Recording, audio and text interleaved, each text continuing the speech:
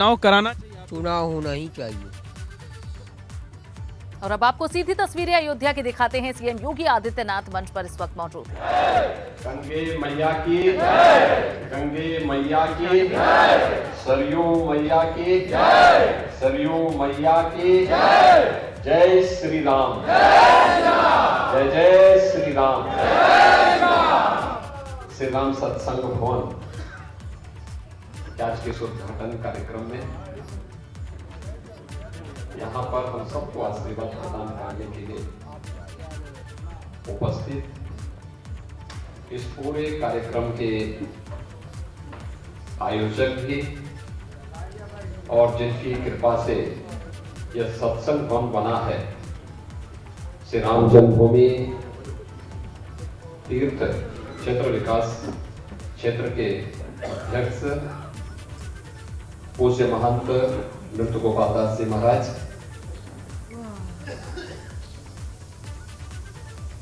भारत सरकार ने आयुष यानी जिसमें आयुर्वेद, योग, सिद्धा, यूनानी, होम्योपैथी ये सभी प्रकार की पैथियां आ जाती हैं, उस विभाग के मंत्री आयुष मंत्री श्री सर्वानंद सोनोवाल जी, आप केंद्रीय मंत्री वर्तमान में हैं और इससे पहले असम के लोकप्रिय मुख्यमंत्री के रूप में भी आपने अपनी सेवाएं दी हैं। श्री महंत कमल नयन दास जी, दिगंबर अखाड़ा के श्री महंत सुरेश दास जी महाराज, आज के इस कार्यक्रम में उपस्थित जगत गुरु पूज्य स्वामी श्रद्धाचार्य जी महाराज, पूज्य महंत रामचंद्र दास जी महाराज, पूज्य संत जन स्वामी राम दिनेशाचार्य जी महाराज, महंत देवेंद्र प्रसादाचार्य जी महाराज, महंत मैथिली शरण दास जी महाराज, मैथिली शरण दास जी महाराज, राम कुमार दास जी महाराज, ज्ञानी गुरुजीत सिंह जी महाराज, महंत मिथिलेश नंदनी शरण जी महाराज, स्वामी रामदास जी महाराज, सभी पूज्य संतजन, उपस्थित भाइयों बहनों, मीडिया के सभी प्रतिनिधिगण, मैं आज के इस कार्यक्रम में केंद्रीय आयुष मंत्री श्री सर्वानंद सोनोवाल जी का मर्यादा पुरुषोत्तम भगवान श्री राम की इस पावन धरा पर हृदय से स्वागत करता हूं, अभिनंदन करता हूं। आज के इस कार्यक्रम में हमारे यहाँ के लोकप्रिय सांसद श्री लल्लू जी महाराज भी हैं और भी यहाँ पर हमारे विधायक जी हैं, महापौर हैं, अन्य पूज्य संतजन हैं।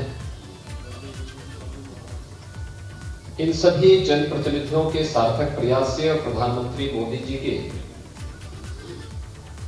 अहेतुक अनुकंपा से यहाँ पर अयोध्या विकास की एक नई ऊंचाइयों की ओर जा रहा है। त्रेता की अयोध्या, जिसने शास्त्रों में उस अयोध्या के बारे में पढ़ा है, उस अयोध्या के दर्शन अयोध्या वासियों को और देश और दुनिया के सभी सनातन हिंदू धर्मावलंबियों को होता हुआ दिखाई दे, यह एक प्रयास हम लोगों ने आज से 4 साल पहले प्रारंभ किया था। आपने देखा होगा उस समय हम लोगों ने यहाँ पर दीपोत्सव के कार्यक्रम को आगे बढ़ाया था और दीपोत्सव का कार्यक्रम उत्तरोत्तर अयोध्या का एक महोत्सव बन गया। दीपोत्सव के कार्यक्रम में देश के अंदर दीपावली के आयोजन कैसे होने हैं, उसकी भव्यता, उसकी दिव्यता, उसमें सामूहिकता, उसमें जनसहभागिता, इन सब का उदाहरण बने, यह अयोध्या ने दिखाया है। और आज अयोध्या में पूज्य महंत नृत्य गोपाल दास जी महाराज के सानिध्य में मर्यादा पुरुषोत्तम भगवान श्री राम पर के नाम पर बने श्री राम सत्संग भवन के लोकार्पण कार्यक्रम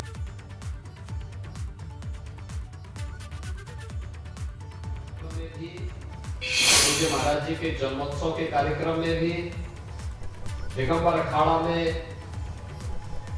स्वामी सिद्धराचार्य जी महाराज के यहाँ कार्यक्रम में या किसी भी अन्य कार्यक्रम में, और एक ही आवाज आती थी, और वो आवाज आती थी कि योगी जी एक काम करो, मंदिर का निर्माण करो।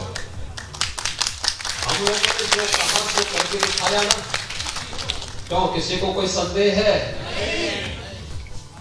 जो कहा वह करके दिखाया गया, और भगवान राम का भव्य मंदिर, ऐसा मंदिर भगवान राम का बनेगा तो देश और दुनिया देखती रह जाएगी, दुनिया देखती रह जाएगी।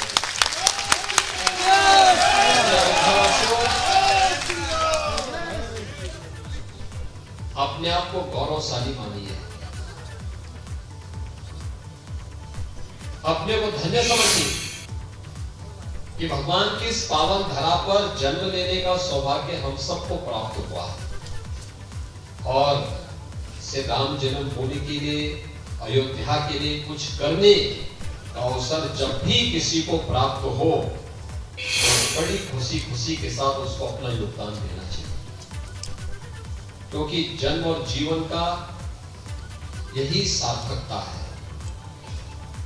यहां आने वाले श्रद्धालुजनों की सुविधा के लिए, यहां पर पूज्य संतों को कोई समस्या ना हो उसके लिए, अयोध्या को दुनिया की सबसे सुंदरतम आध्यात्मिक सांस्कृतिक नगरी के रूप में स्थापित करने के लिए, जन सुविधाओं को विकसित करने के लिए, और भी अन्य तमाम प्रकार के कार्यक्रम यहाँ पर अनवरत रूप से चलते रहने चाहिए।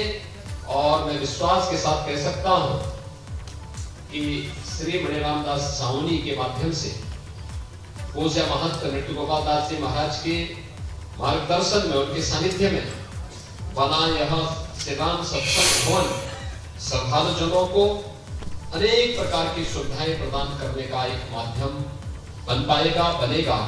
आज के इस अवसर पर आप सभी अयोध्या वासियों को इसके लिए हृदय से मैं बधाई देता हूं, आप सबका अभिनंदन करता हूं। आगामी पर्व और त्योहार की प्रति अपनी शुभकामनाएं भी देते हुए आप सबसे अपील करूंगा, दुनिया कोरोना महामारी का सामना कर रही है, और कोरोना महामारी दुनिया के अंदर उस हर एक तबके को अपने चपेट में ले रही है जो लापरवाही कर पड़ रहा है। हम याद रखें कि हमें जीवन भी बचाना है और जीविका को भी बचाना है।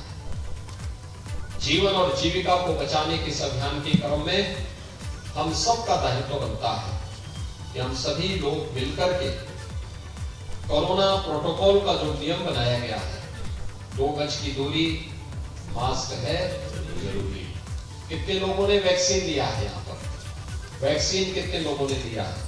सभी लोग ले लिए हैं, सभी लोग वैक्सीन जरूर ले लेना। बाबा जी आपने वैक्सीन नहीं लिया है, आपने नहीं लिया वैक्सीन, वैक्सीन ले लेंगे, ठीक है ना? वैक्सीन ले लेंगे, सभी लोग वैक्सीन ले लेंगे तो कोरोना में बहुत सुरक्षा कवच का काम करेगी ये वैक्सीन। जरूर ले लेगा। लल्लू जी महाराज आपने ले लिया, 2 डोज ले लिए, ठीक है।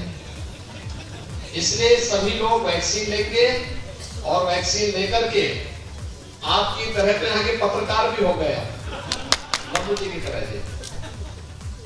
इसलिए जो है सभी लोग वैक्सीन लेकर के कोरोना के खिलाफ इस लड़ाई में केंद्र और प्रदेश सरकार के द्वारा जो गाइडलाइन जारी की जाएगी उसका पालन करिएगा।